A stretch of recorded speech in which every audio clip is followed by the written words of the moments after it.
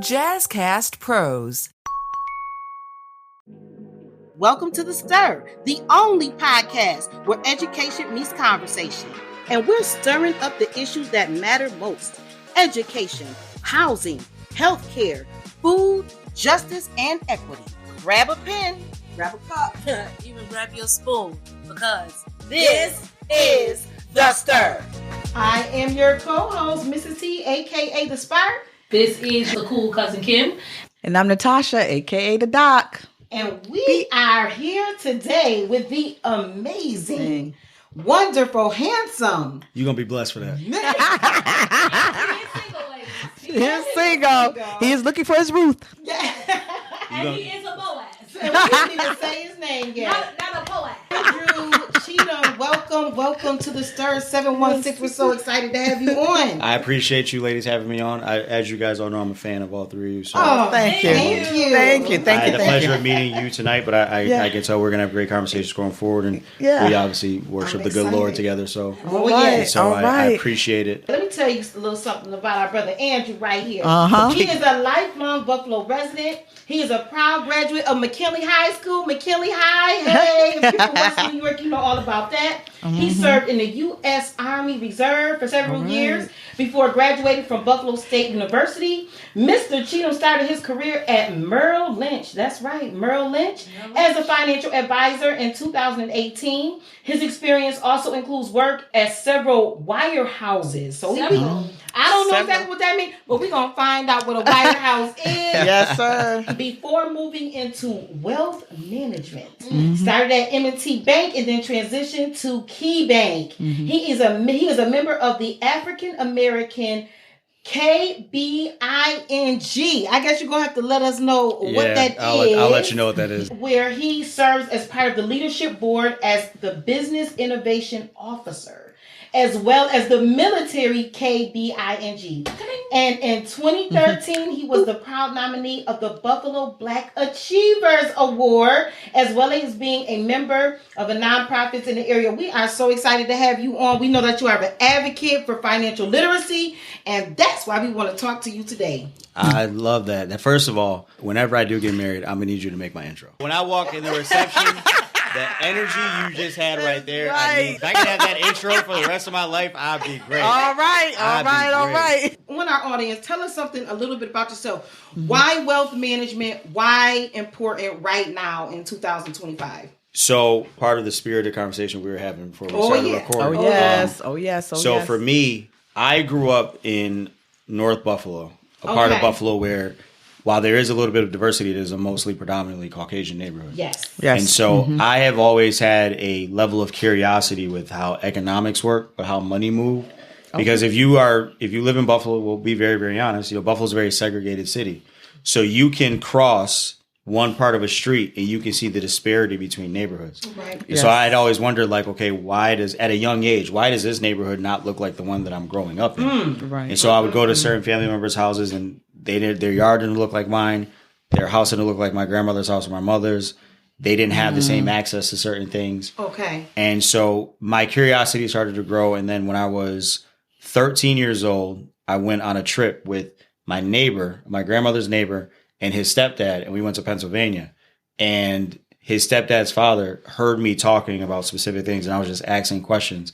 So he bought me a year-long subscription to The Economist magazine. Wow. And not only did I read that for every month for that year, but after I was done, when I was done with it, I asked my mom, I was like, hey, all the chores and stuff that I do, obviously still give me my bread. But if you could take a portion of that, I wanted the Wall Street Journal. I wanted the New York Times. I wanted to just continue to hone my curiosity. And so I've always loved learning about these things. I've always learned, just wanted to know these facts. And I wanted to know the why. Right, I wanted to know the why, because outside of slavery, right, when you take away slavery, it's like a Rubik's cube. In the story of Black people, every color has its own section, like a Rubik's cube. Okay. So you have to put that cube together to really get the full story. Right. And so I started doing that as I got older, and then when you start pulling the layers back, you really seen how deep it went. And so I wanted to get into wealth management, because obviously as you get into it, you realize it's like a great career once you really get into it. But there's not a lot of people who look like me who do what I do, right? So I wanted to try and push that envelope and, you know, kind of just be a face that our people could feel comfortable with when they have questions like that. That's cool. That's cool. Wow. That is so powerful and so deep.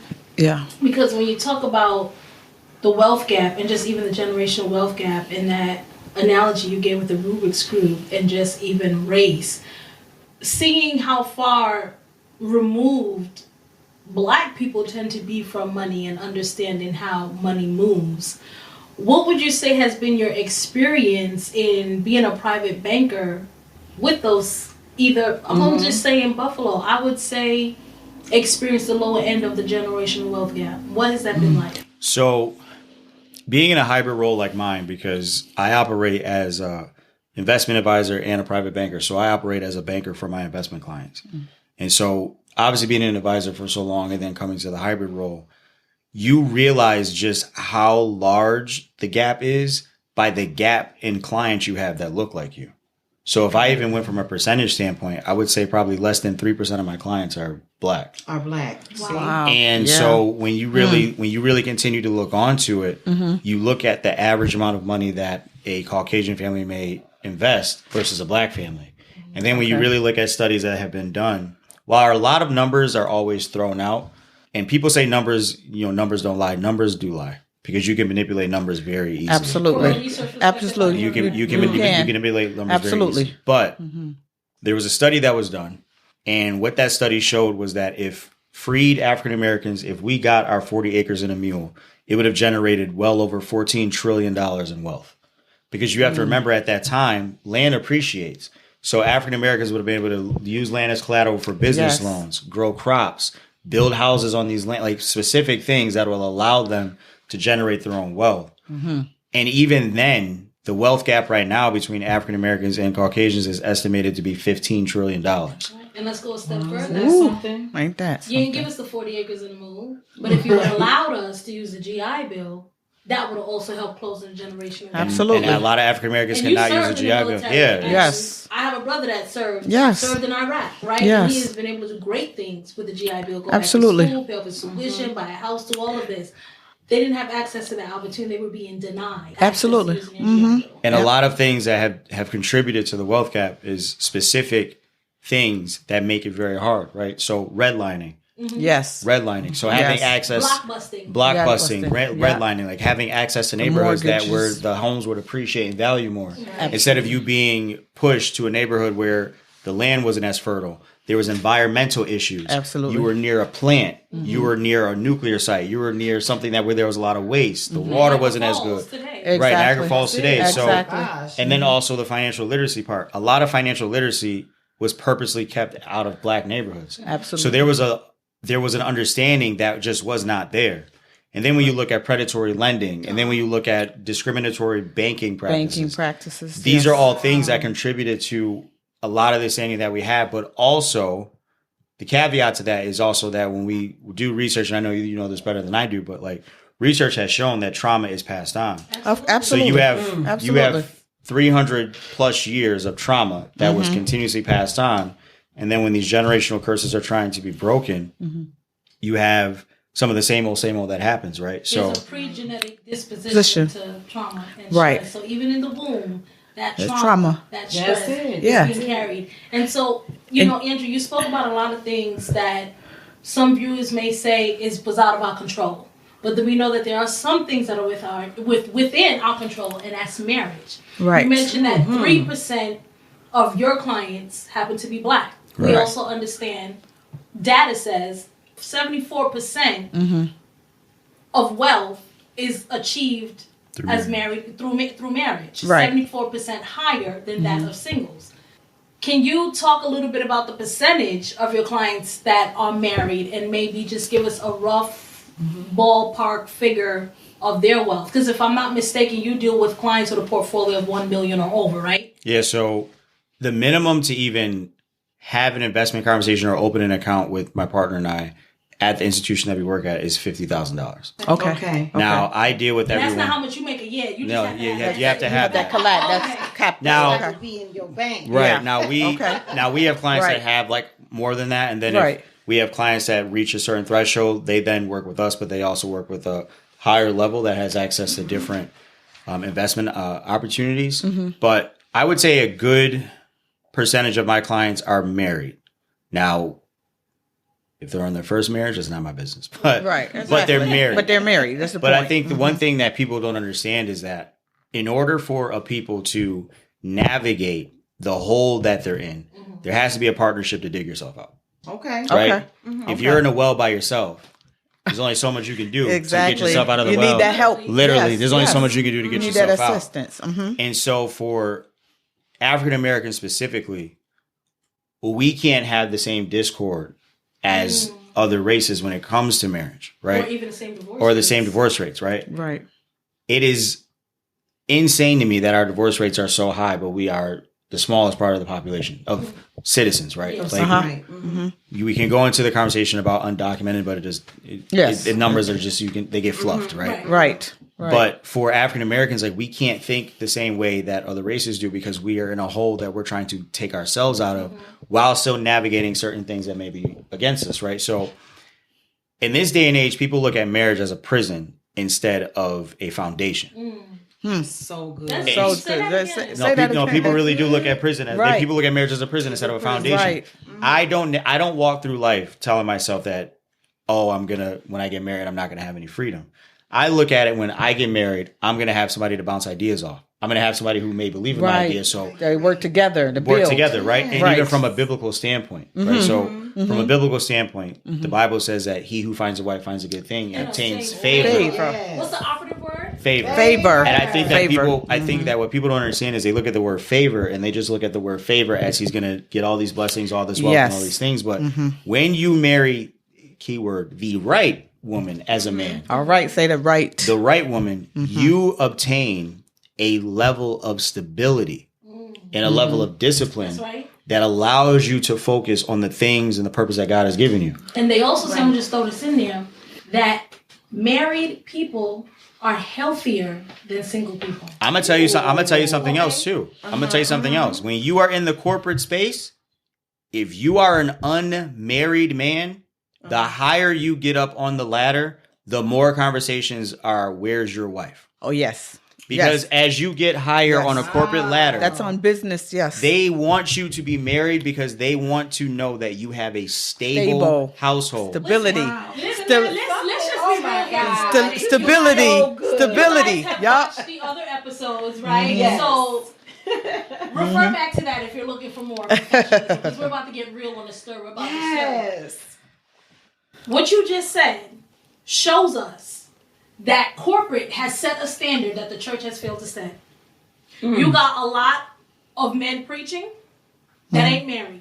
You got a lot of men being ordained that aren't married. And now I'm not saying it's not okay, but there's a standard because the corporate wants to make sure that these men are stable. That you can also be trusted. Now, I heard y'all on this. You heard him in the spirit. In the words of our leader. Married men may still cheat and do infidelities. Yes. And we know that one of these CEOs was caught at the play. He was So we understand. He was stupid. He was just stupid. Reckless. Right. Stupid. Reckless. You made yourself look crazy just by ducking. You should have just stood there. And the yes. sad part And brought about the it attention to it. You'll go on and be a CEO of another company once this quiets down. Absolutely. She may never ever get another job because I'm going to tell you one of the other benefits that come with being married, because I know if my husband is on the board or running a company, I'm going to tell him, don't hire her. Yeah, but Don't hire her. But see, I think what a lot of people also don't understand about marriage and business and wealth is you're pooling assets and you're pooling resources together. If I am married and I have a business idea, but I'm the idea man, but the execution is something that I don't know how to do, but my wife's father-in-law has connections and experience in the idea that I have. Right. I can go to my wife's father-in-law if I'm married and I can say, hey, listen, I have this idea based on where the trend is going, on where the opportunity is for us to fulfill a need. Right. But I don't have the same infrastructure that you do. I think right. And that's a part of networking within business. You know, it's something that we do lack in our community. A lot of people say a lot of deals are made on the golf course. Yes. But a lot of deals and partnerships are solidified through the wives. Absolutely. Yes, absolutely. Absolutely. Drive home about the standard that corporate has set for marriage that the church has not set or enforced. And I think that's had made the church stagnant even in the wealth building, and the divorce rates even higher amongst those that are married. I'm going to say... No, I'm gonna say this. Say it. Preachers, don't DM me. Please don't DM me. I'm going to preface this by saying the church that we go to, for me, doesn't have this particular problem with the statement I'm going to say. Agree. They don't have this particular problem. But churches nowadays, especially ones that are trying to go viral, they cater to women. And so you cannot expect men to come to a church where they are constantly made the problem while not addressing the other side that contributes to the problem. Yeah, when you say that, like she's saying, give an example when you're talking about that, because some people may hear that and go left. Let's say it's now.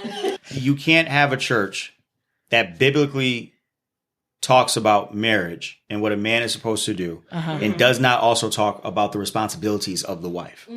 And what I mean by that is men have constantly been berated with, we are supposed to bring home all the money, protect, provide, and do all these things. But provision, the word provision has been distorted and manipulated so much, right? A man is just more than his wallet.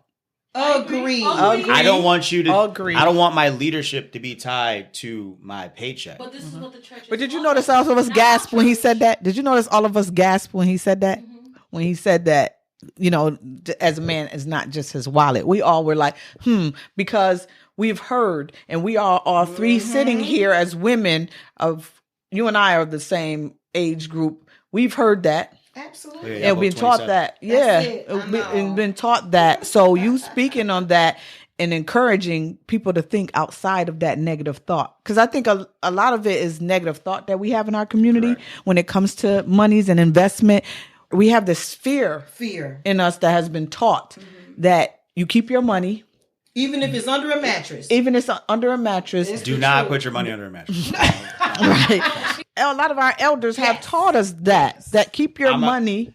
I'm going to say this, right, to your point, right? Knowing you and your husband personally, if your husband and you walk into a room or he brings you to a business meeting, he has full confidence in you that you are going to help the directive that he set forth for you guys to achieve the goal together. Yes. And he knows that he can use you as a sounding board and that as a godly woman, you're going to give him good advice, because outside of God, no one has a man's ear like his wife. And that goes with anything. True. Our relationship started just as a shepherd staff in church. This wasn't, hey, I know Tasha does this and that. Yeah. Our church is so big, I didn't even know Tasha existed. But through our relationship, my husband was able to get mentorship from her husband. Right. He wouldn't have necessarily gotten from anyone else. On his own, and I, as a woman, I'm about to walk away and be like, hey, Mr. Burgess, can you mentor my husband? But Uncle Marcus, as I call him, trusts his wife enough to say, hey, and Uncle Marcus has seen our relationship to say, okay, I'm going to deal with this young man. And providing mentorship. Right. So I say all that to say, the woman holds the man's ear on a lot of things with wealth, his friendships, what he eats, the diet of the house.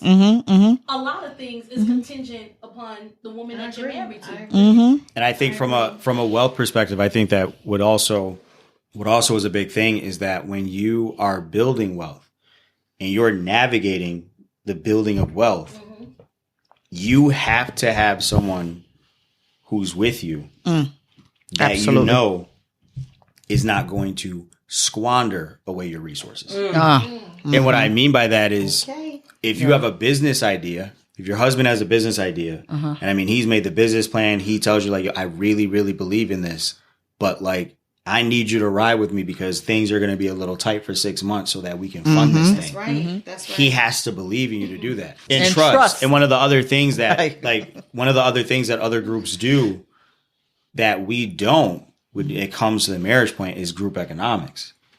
Listen, you know. Yeah, we can really elaborate on that. My goodness. That's a whole right. Caribbean following, right? We Yeah. talk about Susu. That's the one of the basic forms of group economics. But I want to go back to something because I know if I was listening right now, I'd be like, wait, go back to that. We were talking about the church, not our church. For those of you who know us, we go to church, but not our church. For when we say the church, right? Yeah, I'm not trying to get run down on. Right. Yeah. The Church Universal caters to women, like you said, right? And they know how to emotionally rile us up and get us there. And constantly talk about what the man needs to do and not what the woman needs to do. And as you were giving us that example of what the mandates that are put on men versus women, I wanted to talk about the poor eisegesis and exegesis of the text of the preachers, right? Correct. Because we're constantly talking about or being taught from the preacher that Adam had a job before he met Eve, and he had the whole garden. And then we love to preach about Boaz, right? And Ruth, gathering the sheaves, and that's how she was able to reach this rich man. And so it's always talking about the man and his wealth and the subjugation becomes the woman. The anti-submission, or rather, the inability to submit of the woman. So those are the two things that usually go hand in hand: the man and his wealth, the woman and submission, or subjugation, rather. Right. And so I just really wanted you to talk about some of the things, especially being single and you are looking for a wife, right? And as you should, because men look for wives. We are to be found. We don't go looking, right? Would you say that again for the young? We are to be found. Okay? Right. Yes. I don't care if he finds you on social media. That's right. So that means you don't be in his DM. He should DM you. And that's right. My husband did DM me. Shout out. Right? Yep, he slid in the DM. He's raw for that. Right. He's raw for that. So tell us, as a man who's looking for his favor and not just, this wealth, monetary favor, but all that comes with favor of health, favor of peace, favor of joy, right? All that favor. What are some things that a woman should be doing? What does a helpmeet mean to you? And especially you not wanting to be associated with your money. I pay attention to how a woman carries herself outside and inside the church. What I mean by that is, are you vain? Are you very vain? Wow. Do you need constant attention? And now break this down for us, because we want to help the people. Another thing the church teaches: make sure your hair is done, make sure your nails is done, make sure you always look good for this man. Like, wake up, looking like Queen Elizabeth. The presentation. Does vanity look like you? Like, no. You putting it all together? No. You mean? I walk out of the house making sure I look presentable and I smell good. Sure. All the time. Absolutely. But social media has heightened the narcissism in our population. People always want to be seen. People will do anything for attention, even posting private, intimate moments. Right. I will never. I've done some really crazy things in my life. I really have. I won't lie. We all have. I'm not gonna make it. I'm not gonna make it seem like I'm holier than thou. Right. I would never post myself just praying on the internet. Me spending time with God is me spending time with God. Now, if I'm evangelizing to people, that's different. But when it comes to vanity, though, social media has made people feel like that all the likes and all the attention that they get is good. I personally have never felt comfortable with someone that needs constant attention. Outside validation. If you feel like you look good, I'm not saying don't post a picture. I'm not saying that at all. Yeah. But at some point, there has to be a level of like, why am I constantly doing this? Okay, now once y'all dating and she married, can she post your pictures of y'all a lot? Yeah, of us, but like, relax. Not like you're a sick. Right. When you said, okay, when people come to the church and people tell them, your hair has to be nice. People take come as you are as that it's all about outward appearance. No, it's about come broken because I'm here to heal you. You understand? But spiritually, come as you are, not as you dress. But you got to be presentable. Everything. You got to be presentable because some people come to church that they look like they just came out of the club. But I will say this. I will say that, and not to cut you off, but I will say this though, right? And this probably might get me in trouble. Go ahead. Which is fine. Good trouble. It's good trouble. It's good trouble. It's talk. Discussion. You should not feel comfortable just because you found love, letting yourself completely fall off. Oh yeah. At some point, you have to have a level of pride. Like, I want to look good for my partner. Oh, absolutely. I'm not going to get married and then stop working out. I want my girl to always say, babe, you got muscles? Yes, I do. Yes, I do. Yes. Come feel my arms. I also want the best for you, right? Because I'm going to try and present my best self. Exactly. Right? And so when they say keep your nails done, your hair's done, and everything like that, of course, right? Like, of course. Because shouldn't you be doing that? I'm going to be doing the same thing. Yeah, I'm going to be doing the same thing. Ladies, I want to address something because I've had some friends that had set standards for men that they cannot even set for themselves. Okay? Absolutely. If you don't eat steak and lobster right now, and this is my personal opinion, and call me a pick me, come fight me. Yeah, if you don't eat steak and lobsters, don't expect that man to buy you steak and lobsters. And I'm raising a young man, right? Do not put that demand on my son. You understand? Especially if you're not eating steak and lobsters. I don't even care if your dad bought you steak and lobsters. If you're 25 and older and can't buy your own steak and lobsters, don't put those kind of demands on a man. If you aren't getting your nails done, and a man should be able to maintain you. You understand, but he doesn't have to overdo it. That's just what I want to say something that we had said earlier too. Like when you talk about the wealth conversation, right? We are so far behind. Yes, that my personal opinion. There are certain conversations that we should just not be having. Okay. There's no reason for anybody in 2025 to think that anybody realistically can handle all of the expenses by themselves. I agree with you. I agree with you. And the caveat to, before you guys go crazy in the comments, the caveat to that is, some of you say that you could find a person that could do that. You're talking about the top 5% of the population, top 10% of the population. Right? When we're talking about wealth building, and we're talking about where African Americans are, we have to set a solid foundation. Right. Partnership is not bad. It's not bad. The Bible talks about partnership. It's also okay to be 50-50. Me, this is Drew. Me personally. Yes. I am not saying 50-50. Okay. Me personally, I have a standard of what I would want to do. Okay, that's fine. But what's your standard, Drew? For me personally, my wife will never pay the mortgage. She'll never pay, but that's just me personally. Okay. Because I was taking care of paying for the home myself anyway, right? Okay. Now in saying that, don't come on this side asking for a 7-bedroom house with a grotto. And we will move up to that, but be realistic, right? That's right. But it is a partnership, though. There are certain things where I'm gonna say, "Hey, babe, listen, I'm gonna take care of X, Y, and Z. If you could just handle this slice right here, just to help me out, then we're good." This is how we work it on a podcast and help the people, right? Right. Because if you're a woman making $50,000 a year, and that's not really a lot, right? No, absolutely not. But you found a man like Drew, who says you don't have to pay the mortgage or the rent, whatever, right? In your head, you should be thinking, my $50,000, which might be $4,000 or $3,000 something a month, is not going to mortgage or rent anymore if you're renting, right? Because now you're going to move in with him. That means your money gets reallocated to either investments and saving, right? Or putting more in your 401k or whatever slice Drew is telling you your husband is telling you to handle.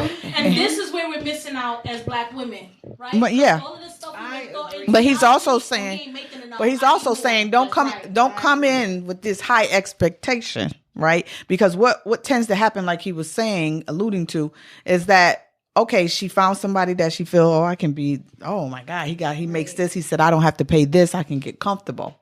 He didn't say get comfortable to go spend X, Y, and Z. Because the problem that we are having in our community, we are so quick to be house poor.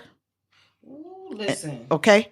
And I mean, it just is what it is. It's when you're looking at investments, how many people are looking at it as though they have this capital or this money set aside. When you're saying that someone has to come to you with $50,000 in the bank, it's not many of us that can come with that. There's some that do. Yeah. I know many that do. They just don't go see an investor. Mm-hmm. But you can't come into something with an expectation and you're not coming with anything also as well. And the point I was trying to make when he's talking about partnership and wealth, and really as it pertains to Black people, because understanding that 3% of his clients are Black, and that wealth is tied to marriage, you understand? If here's a man that's saying you don't have to pay rent or mortgage, and you're making about $4,000 a month, no, you're not coming in to now be like, oh, that's $4,000 I could buy a Louis Vuitton bag. Exactly, that's what I'm saying. That is $4,000 that now as you discuss with your husband, I've been looking to buy real estate, but since I've always had to pay rent and take care of this and take care of that, and you've helped alleviate that burden from me. Right. Is there anything that you think would be a good investment that we could put my money in, and that we're going to get type of. And even as a man, if you ever like for me, if you have a realistic conversation, right? I mean, buying a home right now is extremely expensive. Yes. Right. Interest rates are high. Mm-hmm. Average price of a home is very, very high. Economically, there are things that are going on that are making things tougher. Even if a man is paying 80% of the mortgage and your portion is very, very small. So if the mortgage itself is $2,400 and he's saying all I need you to do is give me $600. Rent by itself in a decent area is $1,000, right? Exactly. But the thing is like when it comes to wealth, like partnership is always paramount. People always bring up extreme examples of men building wealth where their wives didn't have to contribute a dime. And I say, well, let's pump our brakes and let's do some more research. Men who have built considerable amounts of wealth had women who could hold up the foundation of the household while he was gone. Say it again. Men who have built up considerable amounts of wealth have had wives who could hold down the foundation of the house while he was gone. Natasha, could you pat me on the back? That's it. But we also, because we had a discussion earlier, and I was saying that the way I grew up, and I can say this because, like I was saying, my parents came here as immigrants, and they couldn't get the same things that some of the immigrants now that come into the country get. They couldn't get food stamps and things like that, so they worked, right? And I seen my dad being the only Black at his job, and sometimes he would get laid off, and they'll call him back and stuff like that. But my mother held it down, and never did she demasculate him at all. Oh, you got to go find something else because you got laid off. My mother held it down. So I grew up seeing that a woman holds a man down. He may not be coming in making $60,000 a thing, but we're going to build together. That's what I grew up seeing, building together. But I'm going to go back to we had a conversation earlier where you talked about foundation.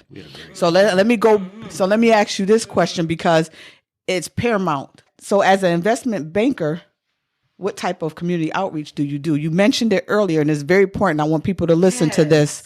Where you talk about what you do and speak to whom, what population you go and speak to. So I'm part of a program that I do with my job, a colleague and I.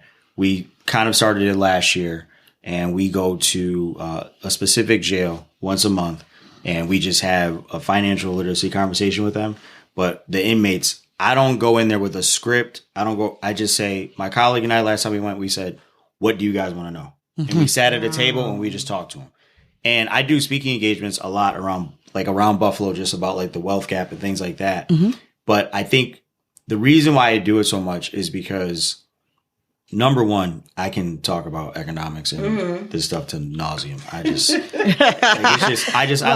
I love having information. Right. But the other part is, for me, I don't ever want anybody to feel like they got left behind because of a mistake. Now, granted, some mistakes are worse than others. Yes. But a lot of these times, the information that they get, they hold on to it, and it's very empowering to them. And oftentimes, entrepreneurship is going to be the best route to reentry and reducing the rate of recidivism. Right. Because some people aren't willing to hire. Yeah. But they can use that as when they get out, is what I'm alluding to, is generational wealth is what I'm alluding to. Because the foundation is set. Even though they made a mistake in the past, and we all made mistakes, we just didn't get that far as a mistake to be, behind bars and stuff like that and get years taken away. But when they come out, they can set an example, start somewhere to set an example for the generation that's coming behind them. For blacks that are incarcerated, you understand? I didn't grow up in the Caribbean, but being first generation American, parents who came here at an older age, so not first generation American, my mom came here when she was 5, dad came when she was 5. Right, no. 20s, right? Exactly. The mafia understands this.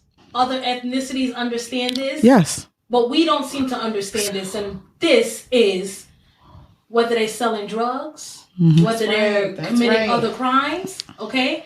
They got the house in mom's name. They got the BMW and the Porsche in a brother's name or aunt's name. There's things being moved around. There's a reason why before the actual case, they let you out to get your affairs in order. Right. Right? Right. We usually don't have affairs to put in order. So when we come out, because we was already moving so selfish, we might buy mama a house, we might buy so-and-so a car, we done made it rain on everybody, but we really didn't put our affairs in order, so now you come out and you completely broke. Right. Because, we're not, trust and believe, we're not encouraging criminal behavior. But they have used, the ones that you just spoke about, they have used that criminal behavior activity to build generation wealth. Because look, when the other shows they had mob wives or the kids of mobsters, those kids were living off of monies that their parents who were a part of that criminal activity. But again, it was longevity money. We, like you said, we get out, we had all this big money prior to, but we never thought to invest in something that when you do come out, you can utilize that money to invest in something else. Or either just to show the next generation, even though I did this bad thing or whatever, don't be held to that. But, we can invest in something, but we just don't have that. So how would you encourage someone that's a young person that may come from a situation where their father is not around, or they didn't have that foundation? What would be your words of encouragement for those type of individuals that are listening? Or someone from prison watching you right now. Yeah. Where you're at right now is not where you're going to be in the future. And I believe it. And the biggest thing is that, for me, like where I came from, I grew up in a nice neighborhood, but that doesn't mean that my whole life was nice. So I'm thankful for the mother that I had and the people in my family, but there were a lot of things that I had to learn myself because there was a lack of. Some subscriptions help too. Yeah, them subscriptions do help. It was a lack of guidance, but you have to have a natural thirst for knowledge, and you also have to push yourself to want to know it, right? So no matter where you're starting off at, just know that there always is a starting point. Yeah. If you want to invest your money, start taking $10, $15, $20, $25 a week or bi-weekly or however you need to do it, and just set it aside and then learn how to buy stocks when you want to. If you have a certain place that you want to reach, just slowly start learning about it, right? And I'm glad you're saying that, because we spoke about the $50,000 clients that you deal with, but we want people to know that if you're listening to him, what he's saying is that it doesn't have to be that large amount to invest in something. You said $25, $50, that you were going to waste on something else. Put that aside to have something, so when you're ready to do a big investment, you have that. And I would add that, and I know we have to close, but I would add that, invest in yourself. Sometimes 100%. We say put things away and don't invest, you got something invested or save it. But if you don't have the ability to do that, just invest in yourself. Absolutely. Take a class.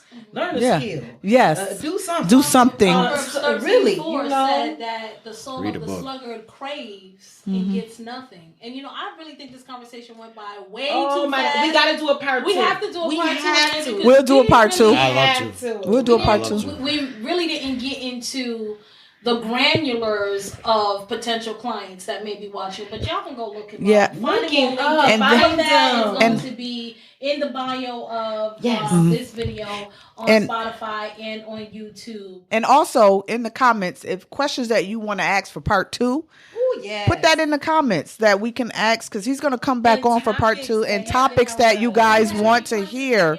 Put that in the comments. And just any topics that you guys want us to discuss.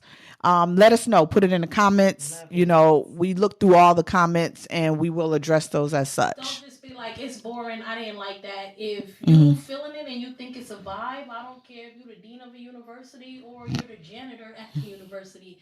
If there's something you want to talk about, let us know. Trust me, we have a Rolodex of high profile networking people that we can bring on, and also people that are everyday Joes. Right. So with that being said, thank you for tuning into The Stir. We hope we started up with Andrew. Right. Great, I love that. Thank you. Amazing. I do want to ask Andrew, where can people find you? Yes. Right. Your social media handles. Yes.